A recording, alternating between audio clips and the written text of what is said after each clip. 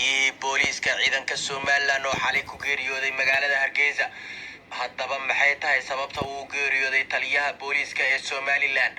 Faahfaahin dheer oo ku saabsan geeridiisa iyo meesha lagu aasay ayaan eegi doonaa. Madaxweynaha maamulka Puntland Saciid Dani oo go'aan lama filaan ah ka qaatay xildhibaankii su'aasha adag weydiiyey. Ilhaan Cumar waxaa lagu haystaa maxaa Turkiga ugu hiilisay.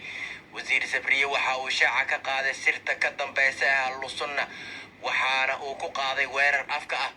iyo madaxweynaha dalka Mareykanka Donald Trump oo sabab la yaab leh uga guuriya guriga uu ka degan yahay magaalada New York.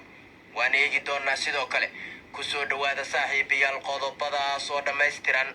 fadlan daawada haddii aad janaalkeena ku cusub tahana subscribe inoo saaro gambalaalkana taabo si markasta aad u noqoto qofka ugu horeeya wararkeena iyo warbixinadeena ay soo gaaraan.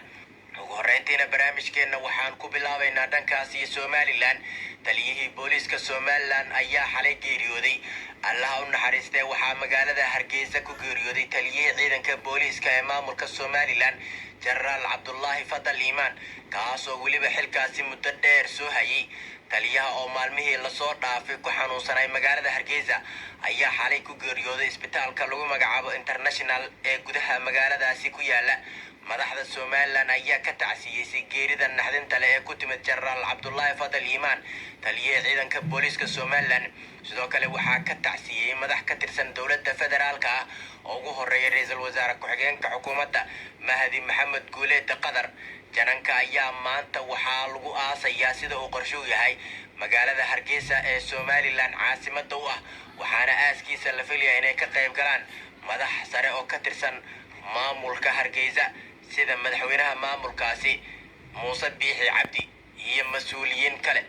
waa hagaag madaxweynaha maamulka Puntland Dani ayaa go'aan lama filaan ah ka qaatay xildhibaankii su'aasha adag weydiiyey. madaxweynaha dowlad goboleedka Puntland Saciid Cabdullaahi Dani ayaa si lama filaan ah u ogolaaday in xeer raalinta Puntland ay ka noqoto xasaanad ka qaadidii ay ku waday xildhibaanka lagu magacaabo Cawil Xasan Daad oo ka mid ah baarlamaanka Puntland kadib markii uu kulan kula qaatay magaalada Qardho qaar ka tirsan xildhibaanada baarlamaanka ee Puntland. madaxtooyada Puntland ayaa sheegtay in xildhibaano ay tiradoodu gaaraysa 20 mudane ay madaxweynaha ka raaligeliyeen hadalkii uu kala kulmay xildhibaan ka tirsan baarlamaanka. qoraal lagu baahiyay barta Facebook ee madaxtooyada ayaa u qornay sida tan: in ka badan 20 xildhibaan oo ka tirsan baarlamaanka dowladda Puntland ayaa kulan kula qaatay magaalada Qardho madaxweynaha dowladda Puntland Saciid Cabdullaahi Dani. xildhibaanadan oo saaka ka yimid magaalada Garowe ayaa madaxweynaha u sheegay inay u wadaan dhambaal raaligelin ah kuna saabsan arrinka xildhibaan Cawil Xasan Daad.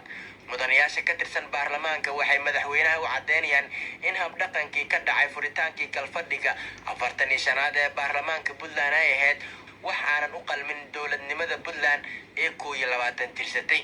waxay xildhibaanadu madaxweynaha u gudbiyeen dhambaal raaligelin ah iyagoo ka codsaday inuu cafiyo xildhibaan Cawil Xasan Daad, xeer raalintuna ay kala laabato dacwadda ay ka gudbisay xildhibaanka. madaxweynaha Puntland Saciid Cabdullaahi Dani oo si qoto dheer u dhageystay mudanayaasha baarlamaanka ee Qardho ugu tagay ayaa waxaa la leeyahay waxa uu tixgeliyay codsigooda waxaana uu dib uga laabtay go'aankii xasaanada looga qaadayay isagoo xeer raalinta ku amray inay dacwaddaasi dib ula noqoto. xildhibaankaas su'aasha adag weydiiyey madaxweynaha Puntland ayaa aad baraha bulshada u qabsaday isagoo weliba sheegay in madaxweynuhu shaqadii loo igmaday uu ka gaabiyey uuna ka codsanayo inuu sida ugu dhaqsiyaha badan isku casilo. waa hagaag xildhibaan Ilhaan Cumarna waxaa loo haystaa maxaad ugu hiilisay Turkiga. xildhibaan Ilhaan Cumar ayaa diiday inay u codeyso taageertana qaraar la doonayay in dilkii iyo xasuuqii ka dhacay Armenia ay ka dambeeyeen imbaariyada Cusmaaniyiinta loo aqoonsado xasuuq.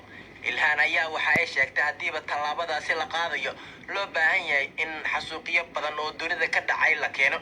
Ilhaan Cumar oo ka tirsan xisbiga dimuqraadiga lagana soo doorto Minnesota ayaa ka mid ahayd 3 xildhibaan oo diiday inay arrinkaasi taageeraan. qaraarkaas ayaa meel maray waxaana taageeray 405 xildhibaan halka 12 ay ka aamuseen. Ilhaan ayaa markii codbixintaas qaraarka ay dhamaatay ay hadashay